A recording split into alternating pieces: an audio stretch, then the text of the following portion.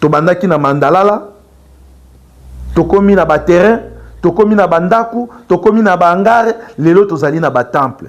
Motuna na ngai ezali boy. Défilé oyo biso tolobaka bra na koreki. Défilé oyo biso tolobaka bra na koreki.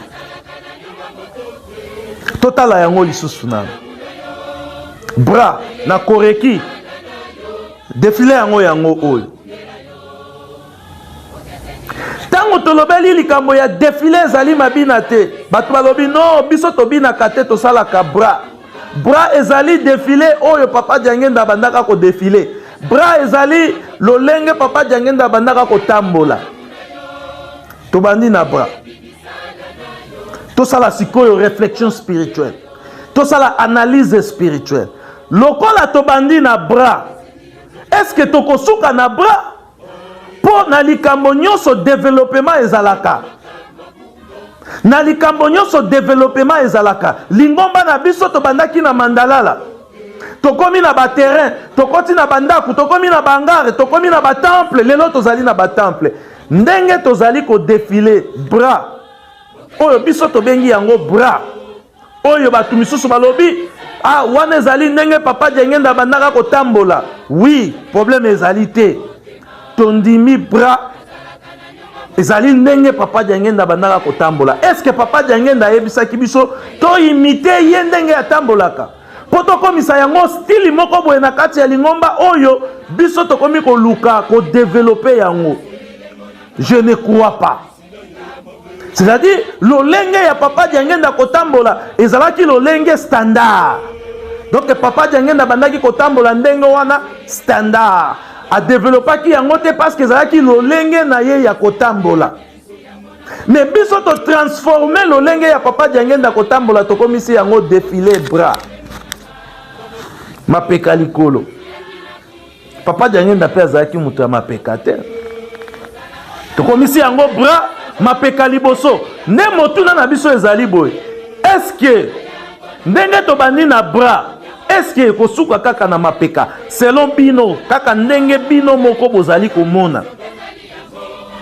Bande kona biso ya koreki kaka ndenge bino moko bozali komona. Ndenge to bandi juke oyo na ba bras. Ndenge likambo nyonso ezalaka soki bo bandi yango malembe ezali ko développer même ata ba mutuka oyo toyebi mutuka ebandaka na ba Mercedes na ba Toyota na ba mituka oyo toza komona lelo te. Soki otali mutuka ebandaka na forme moko boye ti lelo toye kokoma na ba metro ba Mercedes toye kokoma na ba Toyota ba Suzuki ya ba forme moko boye ya malamu. C'est-à-dire na ba forme moko boye développé. Est-ce que bran na biso na kati ya lingomba développement na yango continuité na yango ekosuka ndenge nini? Parce que na lingomba ezalaka ndenge wana likambo oyo yebi ete na ebandi boye suka na yango ekozala mabe tokoki kosala yango te. Il faut totika yango ba papa Simon Kimbangu papa Diangenda a raffiné makambo nyonso asangisi yango na mibeko bolingo misala makambo wana misato ayebisi biso to développer yango soki to développer yango nde développement na biso to bosomi na biso to kozwa mais soki to négliger yango to kotika la toujours na passe.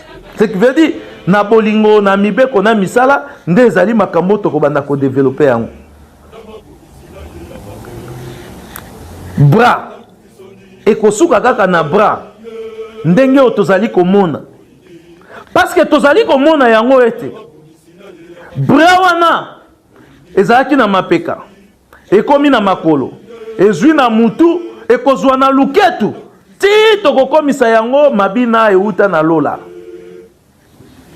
Toza kobeta sete na bandeko na biso ya koreki biso tozali koteya parce que tozali kofinga te. Botinde la biso ba message ya wao boye boye tozali koteya parce que tozali komona makambo biso tozali komona tozamona yango na miso ya bonzambe tozali kotalela yango pe na mayele ya bonzambe po ete soki ezali likambo oyo eko contribuer te na kati ya lingomba Pourquoi tokokangama na yango po te toloba ete ezali bras lolenge papa Diangenda bandaki ko défiler, papa Diangenda bandaki ko tambola, papa Diangenda yebisaki biso te to imiter démarche na ye po biso to bandaka ko défiler nengona. Et puis papa Diangenda pe a gardaki etamboleli na ye standard, mais lelo biso tozalaki na juke tokomisi yango bras tokomisi yango e ndenge oyo yango ezali komonana ndenge tozali ko développer yango. Développement ya juke, développement ya juke parce que likambo nyonso ezalaka na développement na yango.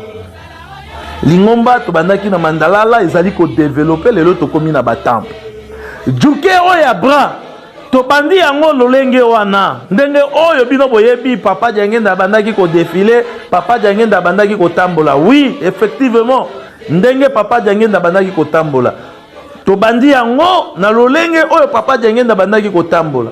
Est-ce que toko garder yango standard pour démarche ya mutu ezalaka ndenge moko standard? C'est-à-dire au mona ya tambola aka ndenge wana démarche changeaka te. Peut-être ce que lobi a changé et aussi mbaté mais akozonga kaka na démarche na ye ya mikolo na mikolo.